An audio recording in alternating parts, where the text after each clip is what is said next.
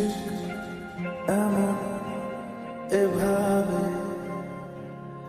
তুই থেকে যা স্বভাবে। আমি বুঝেছি ক্ষতি নেই, আর তুই ছাড়া গতি নেই। ছুঁয়ে